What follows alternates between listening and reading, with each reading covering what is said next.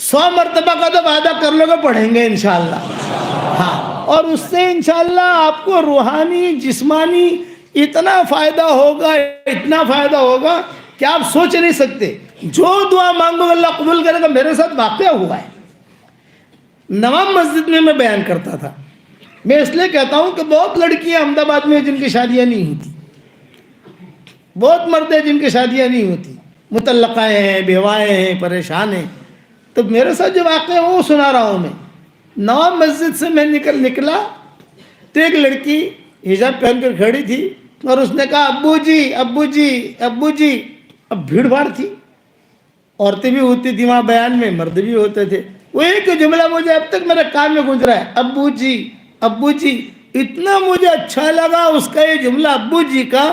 میں نے میری ساری بیٹیوں سے پوتیوں سے کہا مجھے ابا مت کو، مجھے ابو جی کو. یہ جملہ مجھے بہت اچھا لگتا ہے، اس میں پیار ٹپکتا ہے. میں نے کہا بتاؤ بیٹا کیا کام ہے؟ تو اس نے کہا ابو جی میری جو ہے نا 28 سال کی عمر ہو گئی، کہیں سے رشتہ آتا نہیں ہے، پتہ نہیں کسی نے جادو کر دیا. ارے میں نے کہا جادو کون کرے گا، جادو اتنا آسان ہے.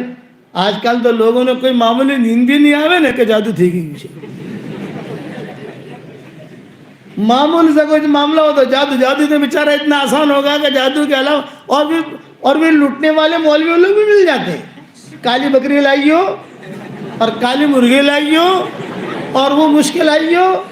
ارے بھائی اسی لیے میں نے مومن کا ہتھیار لکھی. میرے مومن کا ہتھیار لکھنے کی جو وجہ بنی، وجہ یہ بنی کہ امت کہاں جا رہی ہے ادھر ادھر. حضور صلی اللہ علیہ وسلم نے ساری چیزیں اس میں بتائی گی. ہمارے خاندان میں خاتون تھی، اسے کینسر تھا اور یہ مومن کا ہتھیار تیار ہو رہی تھی.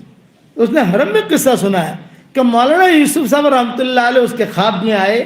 وہ بہت پریشان تھی تو مولانا یوسف صاحب رحمۃ اللہ علیہ نے مومن کا ہتھیار یوں دکھائی، یہ کتاب پڑھ، اللہ تجھے شفا دے گا. اس نے خود نے سنا ہے. تو نہیں آئی تھی مومن کا ہتھیار کہ مولانا یوسف صاحب رحمۃ اللہ علیہ نے کتاب دکھائی، مومن کا ہتھیار یہ پڑھ، اس میں اللہ تعالیٰ نے سب چیزیں جمع کروا دی، تو پڑھ لے اس کو. میں نے پڑھا، اللہ نے شفا دینی شروع کر دی. تو اللہ کا نظام ہے. تو یہ لڑکی آئی، کہا کہ میری شادی نہیں ہوتی. میں نے کہا دیکھ میں ایک وظیفہ بتاتا ہوں، تو کرے گی؟ ابو جی ضرور کروں گی، اس لیے کہ مجھے حاجت ہے شادی کی، عمر ہو گئی میری، اب بڑی عمر ہوگی. پھر اس کے بعد نکاح پیغام بھی نہیں آئیں گے. میں نے کہا روزانہ 100 مرتبہ سورہ اخلاص پڑھنے کی عادت ڈالتے 24 گھنٹے میں. روٹی بناتے بناتے، چھاچھ بناتے بناتے، چائے بناتے بناتے، بس ایام میں مت پڑھنا، جب تیرا ایام ہو اسے مت پڑھنا. کہ ابو جی آج سے شروع. میں نے کہا میرے وظیفے کا نام ہے جاندار، شاندار، مالدار، دیندار. آپ بھی یاد رکھنا کتنا نام ہے بھائی؟ 4. جاندار، شاندار، مالدار، دیندار، یہ نام ہے بیٹا، یہ یاد رکھنا. ابو جی میں آج سے شروع کرتی ہوں، لیکن ابو جی ایک سوال کروں؟ میں نے کہا کرو. یہ کہا ہر مرتبہ بسم اللہ الرحمن الرحیم پڑھوں؟ تو میں نے کہا جب تو کھانا کھاتی ہے تو بسم اللہ الرحمن الرحیم سے شروع کرتی ہے، پھر ہر لقمے پر پڑھتی ہے بسم اللہ الرحمن الرحیم.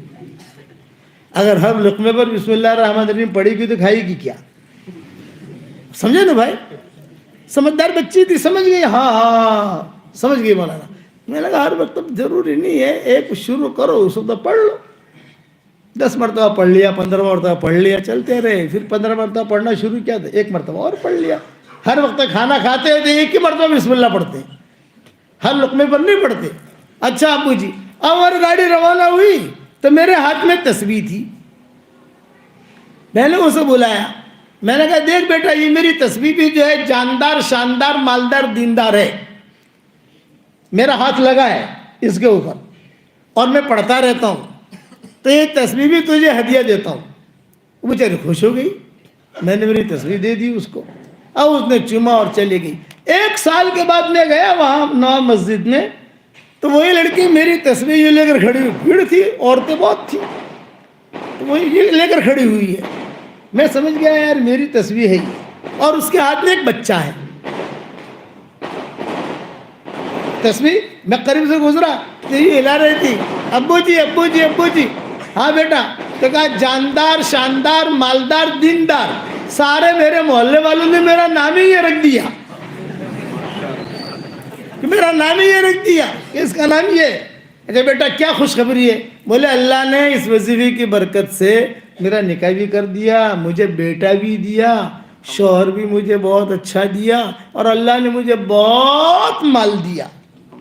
اتنا زور سے کہا بہت مال دیا۔ میں نے کہا یہ اللہ کا مال ہے، مال اللہ، یہ تیرا مال نہیں ہے، یہ اللہ نے دیا ہے تجھ کو، اس کو اسٹاک مت کرنا، اسٹاک کرے گی تو اسٹاپ ہو جائے گا، اسٹاک مت کرنا، اسے خرچ کرنا۔ ابو جی ضرور خرچ کروں گی، لیکن ابو جی خوشخبری سناتی ہوں۔ خوشخبری ہے کہ لڑکی آتی تھی میرے پاس، کہتی تھی ارے حلیمہ تو اتنی اسمارٹ نہیں ہے، تیری شادی کیسے ہو گئی؟ وہ لڑکے کا نام حلیمہ تھا۔ ارے حلیمہ تو اتنی اسمارٹ نہیں ہے، تیری شادی کیسے ہو گئی؟ تو وہ کہتی تھی جاندار شاندار مالدار دیندار۔ پھر جو ہے میری تصویر دیتی تھی کہ میں آپ کی تصویر دیتی اور یہ وضع بتاتی، ابو جی قسم کھا کے کہتی ہوں، صحیح بات بتاتی ہوں، کئی لڑکیوں کی شادیاں اللہ نے کرا دی، دعائیں قبول ہوئی، یہ یاد رکھنا۔ اس لیے یہ ہدیہ میری طرف سے آپ لوگوں کو، سمجھ گئے؟ اور جو روزانہ 10 منگلے وہ تو پکے ہیں، وہ تو حضور صلی اللہ علیہ وسلم نے دیے، لیکن تجربہ ہوتا ہے نا صالحین کا کچھ لوگوں کا۔ تو جو بھی میرے پاس آتا ہے، ابھی کسی کا فون آیا تھا، میں نے کہا دیکھ بھی تو پریشان حال ہے، تھوڑی سی ہمت کر، 24 گھنٹے میں 100 مرتبہ سورہ اخلاص پڑھ لے، بس اتنا کام کر تو۔